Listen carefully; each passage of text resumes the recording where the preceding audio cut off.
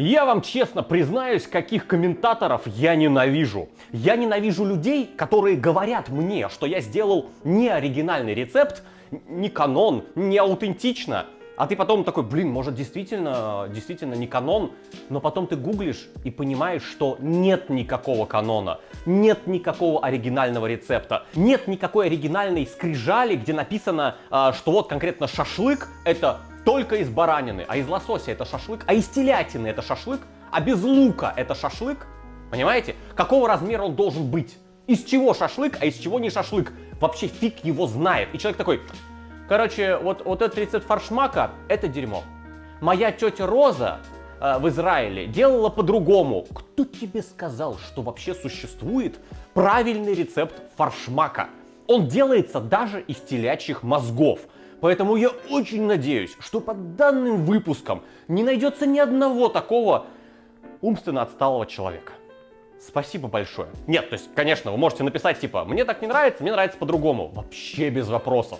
Но еще раз, форшмак делается вообще практически из всего. Обычно, конечно, из селедки, но даже из телячьих мозгов. Поэтому какого-то оригинального рецепта просто не существует. Есть просто те рецепты, которые вам нравятся, или те ингредиенты, за которые вы можете, так сказать, объяснить, почему вот эти ингредиенты, они хорошо сюда заходят, а эти плохо. Ой, погнали. А чё, это что получается? Скоро Хэллоуин? Так, надо срочно найти себе какой-нибудь костюмчик интересный. Какие же варианты? Нет, ну, я не хочу больше быть вонючей мумией из туалетной бумаги, бомжемумия, блин, колхоз какой-то. Я хочу нормальный костюм. Погодь, так это получается, что на всех майках есть целый раздел с костюмами на Хэллоуин? Я хочу вот этот. Оп, отлично, отлично! Вот теперь я зашибись, теперь я правильная и упакованная мумия. Что бы мы делали без сайта Всемайки.ру? На Всемайки.ру есть вампиры, зомби, мумии и, господи, прости, клоуны. Все боятся клоунов. Короче, по ссылочке в описании заходите на Всемайки.ру, там огромное количество одежды с крутыми принтами, в том числе и для Хэллоуина. Для меня лично форшмак подразделяется на два форшмака. Один — это просто как салат, то есть просто вы в мисочке подаете, каждый себе ложкой накладывает и, значит, закусывает. И второй тип — это то, что кладется на кусочек хлеба. И вот тот форшмак, который кладется на кусочек хлеба, на мой взгляд, туда не нужно добавлять булку, размоченную в молоке. Или картофель. Я видел... Не знаю, 500, наверное, посмотрел рецептов форшмака. Многие размачивают булку и кладут в форшмак. Если это тот форшмак, который ты кладешь потом на хлеб. Вот, я не знаю, вы едите картошку, блин, с хлебом. Никто не ест картошку с... Хотя, ладно, сейчас в комментах будет: а я ем картошку с хлебом. Блин, чертов извращенец, отпишись от меня. Ладно, шучу. Мы не осуждаем. Но обычно люди не едят там макароны с хлебом или картошку с хлебом. Зачем то, что ты кладешь на хлеб, зачем туда добавлять булку? Или картофель. Непонятно. Другое дело, что если это вот такой тип форшмака, который просто идет как салат, тут мои полномочия все. Окей. И второе. Я не понимаю, зачем форшмак делать, блин, в блендере. Или пропускать через мясорубку. Когда вы что... То есть мясорубка еще ладно. Она оставляет хоть какую-то текстуру. То есть вы продавливаете, но какие-то кусочки селедки, кусочки яйца, они какие-то остаются. Но в блендере. Каждый второй рецепт на ютубе делают форшмак, блин, в блендере. У вас получается паста, у вас получается паштет. В моем представлении есть, короче, паштет, то есть абсолютно кремовая масса, где, например, куриную печень вы перемалываете с сливочным маслом, у вас совсем кремовая такая текстура, все смешалось, вы даже не можете определить, из чего это сделано. Просто в целом вкусно.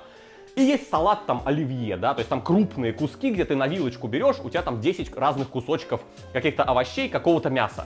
Форшмак — это что-то посередине. То есть это масса, которую можно зачерпнуть ложкой, но с фрагментами селедки, с какими-то кусочками, кубиками яйца, понимаете? Я не понимаю, зачем из форшмака, то есть форшмак — это маленькие кусочки, зачем это все блендировать в блендере, чтобы это превращалось, блин, в мусс, в пюре и в кашу. Еще раз, я никого не осуждаю, я просто не понимаю. Ты не чувствуешь вкуса кусочков соленой селедочки, вкуса яблока, да? Там часто в форшмак кладут яблоко. вот этого вот кислого яблочка ты не почувствуешь. Почему? Потому что все в пюре. Блендер фиганет за 4 секунды. На мой взгляд, не надо так. Но, опять же, на мой взгляд. Так вот, хорошая идея, на мой взгляд, в форшмак добавлять хорошее сливочное масло. Я сливочное масло люблю делать сам, потому что оно получается по цене как просто, ну, дорогое магазинное, но при этом оно такое вкусное. Это просто свежевзбитое масло, которое просто за 10 минут взбивается любым миксером, любым блендером. Оно просто божественно делается. Ну, не знаю, просто налили, блин, сливки да взбили. Заливаем сливочки в миксер-блендер. Сливочки жирные, процентов 30, тут даже 33. Если у вас миксер погружной, то на кастрюлю нацепите вот так вот пленку и туда засовывайте миксер, чтобы ничего не разбрызгивало. Вешаем вот такую вот лопату, не венчик и не крюк, вот такую лопату. Закрываем и включаем. Смотрите, если вот так взбиваете масло, будьте аккуратны. Объясню почему. Минут 8 уходит на то, чтобы сливки превратились в пену, такую плотную пену. А потом, то есть 8 минут там, или 10, а потом за 20 секунд все это превращается в ком масла и оставшейся воды. И этот ком масла, вот эту воду просто по потолку у вас раскидает. И это случается реально за 15 секунд или 20 секунд. Поэтому вы смотрите, ничего не разливается, пойду, короче, позвоню кому-то, там 20 секунд поговорил, повернулся, а у тебя вся кухня уже забрызгана. Будьте аккуратны. Открываем маслице, собственно. Перекладываем в ледяную воду. За 400 рублей мы получили 338 грамм масла, что на самом деле является ценой просто дорогого, очень вкусного масла. Удобно завернуть его в колбаску, разровнять и убрать в холодильник, отрезая нужные шайбы homemade масла. Ну и вот, собственно, не знаю, типа 15 минут мы вообще ничего не делали, сидели, и у нас получается вот такая вот колбаса хорошего домашнего сливочного масла. Народ, слушайте сюда, оно божественное. Хотя бы раз в жизни попробуйте вот так взбить масло самостоятельно и сразу его с хлебушком, с булочкой, с круассаном сразу употребить. Вы поймете, что вот в магазах ну совсем не то. Я не знаю, может оно, даже в магазах есть дорогое, хорошее сливочное масло, но даже оно вот не приближается, не приближается. Я понимаю, что это масло типа стоит на 40%, на 50%, на 60% дороже, чем хорошее покупное. Ну блин, оно божественное. Сделайте один раз. Просто завтра, если у вас есть миксер, обычный просто миксер, обычный миксер или планетарный, пофиг, купите литр сливок, просто литр сливок 30%, взбейте, можете там посолить, посахарить, попробуйте, я советую. Но масло маслом, давайте займемся основным, всякого рода нарезками. Самое первое, ставим вариться яйца. Они тут сзади варятся, потому что там нечего показывать, ну типа варятся яйца в воде. Да, кстати, кого интересуют граммовки с точностью до грамма, и сохранить рецепт, чтобы не забыть, как это было сделано, не пересматривая видео, ссылочка находится под видосом. Проходите туда, ставьте в закладку и просто, когда захотите приготовить, там завтра, послезавтра или когда-то, открываете, там только картинки и граммовки с точностью до грамма в описании. Яблоки, причем обязательно кислые яблоки. Никакой сладости офигительной, то есть красным, там, сахарным, медовым яблочком в этом рецепте не место. Если у вас нету яблок зеленых и кислых, то заливайте сладкие яблоки лимонным соком. Более того, кислые тоже можно сбрызнуть для того, чтобы они не окислялись и блюдо было красивее.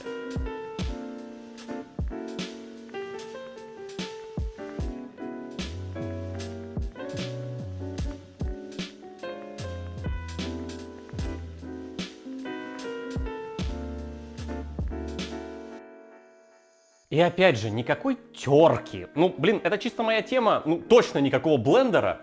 Никакой мясорубки и никакой терки. Малюсенькие кубики. Ну, типа, если вы собрались делать вкусную закуску форшмак, упарьтесь немножечко с ножом.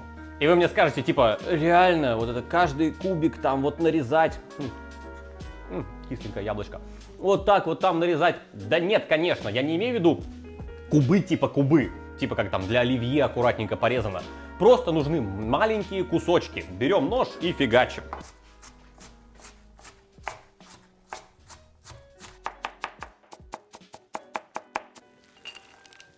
Ну и, как я уже сказал, немного сока лимона для того, чтобы яблоко стало еще кислее и не окислялось. Короче, не становилось темно-коричневым.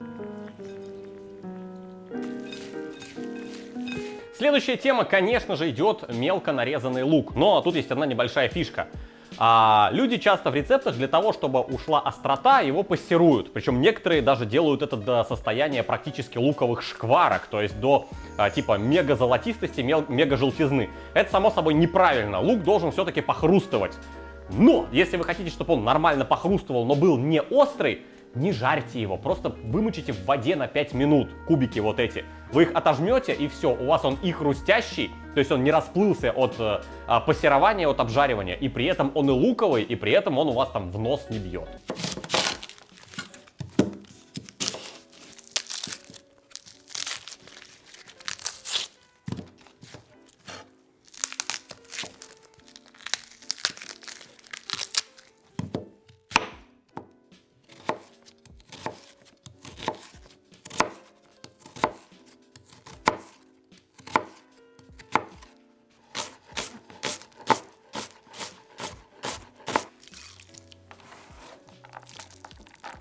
Вареные яйца, ну типа яйца и яйца, вареные, что бубнить-то?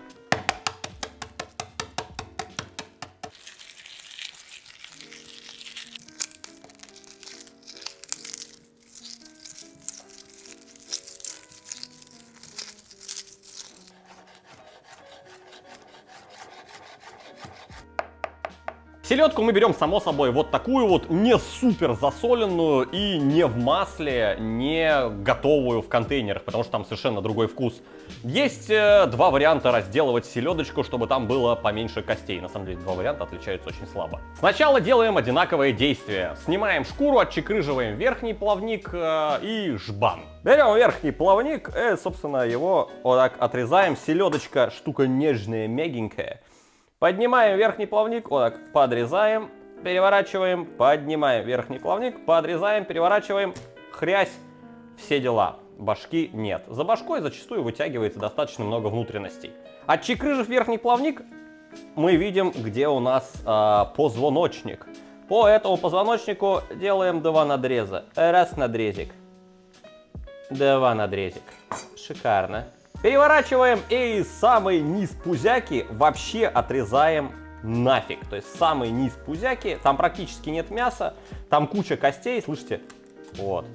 Мы все это дело удаляем и смотрим, что внутри. Молоки, икра, тут уже решайте самостоятельно, что вы с этим будете делать. Помните те надрезы сверху, которые мы сделали? Вот они. Вот надрез и вот надрез. А сделали мы их для того, чтобы можно было снять шкуру. Делается это просто. Берем салфетку и делаем вот так.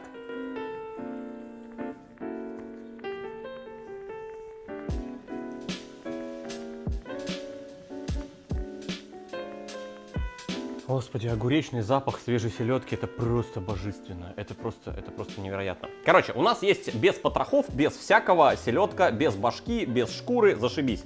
Но с кучей костей, вот здесь они там, короче, внутри. Что теперь с ней делать? Два варианта. Первый вариант, по тем спинным прорезям, вот так пытаемся снимать мясо.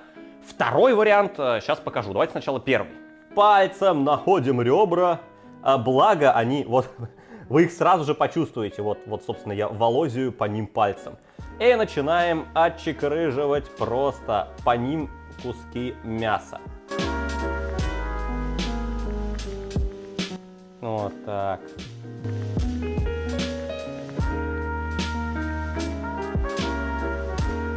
Ну и как только мы можем оторвать одну филеху, ну что значит оторвать? Типа мы просто ее рукой отчекрыжили. Вот, собственно, отчекрыжили одну филеху. Но это один вариант. Все разбираем просто пальцами. Далее, видите, хребет с костями.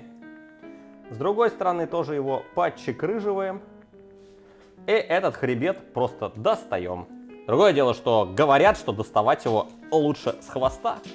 Не знаю, насколько это правда. Он, в принципе, достается и так, и так. И сейчас, друзья мои, я расскажу вам про нюансы доставания вот этого хребта. А нюанс только один. Чем медленнее ты это делаешь, тем больше костей выйдет из мяса. То есть, тем больше костей окажутся на хребте. Если ты поторопишься, ты такой дернул, у тебя половина костей осталась в мясе, потому что не успели. Это как, знаете, вытаскивать сапог из болота. То есть ты такой застрял, такой выдернул уже без сапога.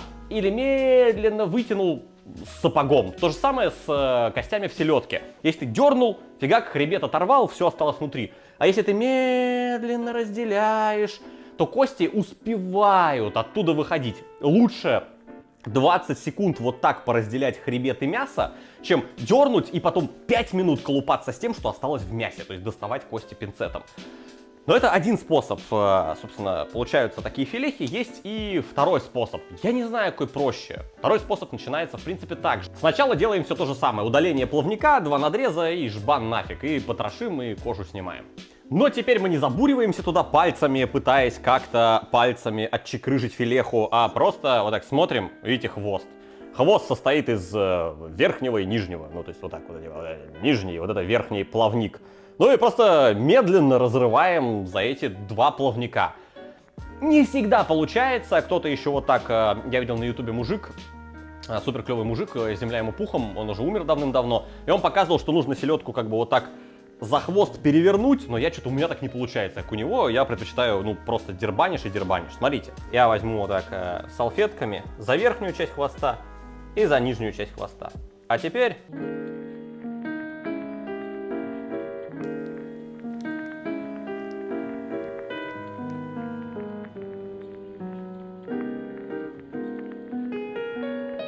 Получается, в принципе, тоже очень неплохо, но опять же, не торопитесь, посмотрите, практически все вот эти вот косточки сверху, реберные, самые большие, самые толстые, они тут остались. Ну а дальше, опять же, пальцами, смотрите. Тут уже особо ума не надо, потому что остались только вот эти вот большие кости, и можно просто филехи с этих костей снять. Сразу оговорюсь, форшмака вообще без костей не бывает. Вы никогда не вытащите все кости. Никогда. Но если все это супер мелко покрошить, плюс там будет яйцо, лук и всякое такое, то их будет практически не видно, не слышно, не чувствоваться. Короче, они не будут застревать у вас в горле. Все, что мы начистили, все, что мы насрезали, расслаиваем вдоль и крошим на... Ну, на форшмак, я не знаю, я хотел сказать, на маленькие кусочки, на маленькие кубики, на маленькие какие-нибудь тетраэдры, на форшмак.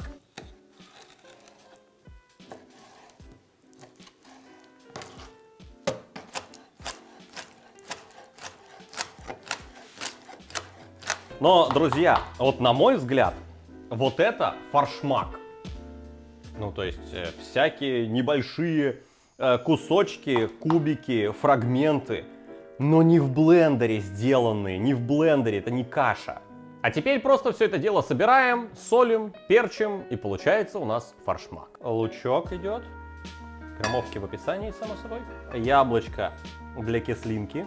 И яйцо тоже туда же. Свежемолотый перец, чего бы и нет, само собой. И домашнее мягкое сливочное маслице. Но обязательно оно должно быть уже комнатной температуры, чтобы можно было его спокойно перемешать. Наше домашнее маслице. Обязательно озаботьтесь, чтобы оно было вот такое супер мягкое, иначе фиг его вмешаете.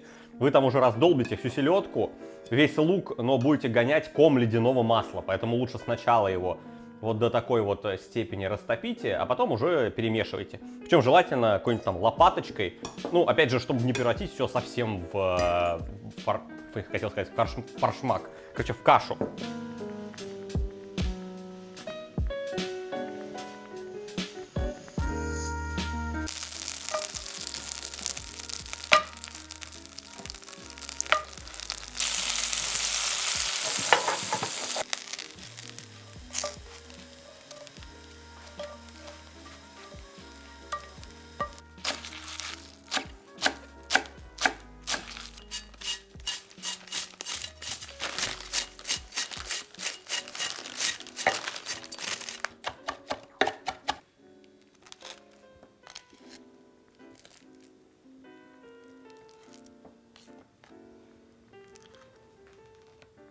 Ну, собственно, можно для подачи, конечно, присыпать всяким лучком. Можно добавить чесночок.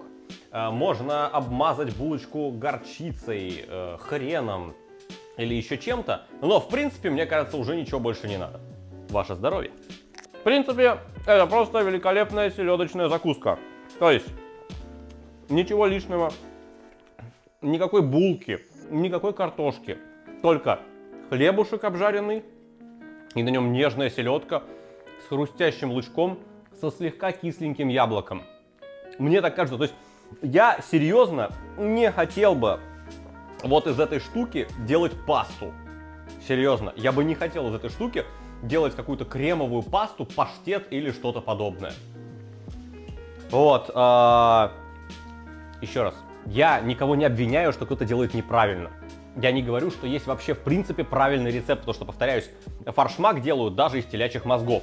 Но это просто очень вкусно. Особенно вот это мягкое послевкусие домашнего масла. Божественная закуска.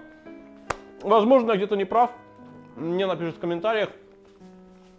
Но если хоть кто-то напишет, что это не оригинальный рецепт, а по-настоящему фаршмак должен быть вот такой, у меня попа сгорит. Огромное спасибо всем, кто ставит пальцы вверх. Кушайте много, кушайте вкусно. И напоминаю, кто хочет повторить, а это просто очень вкусно, ссылочка на граммовки в описании. Всем пока.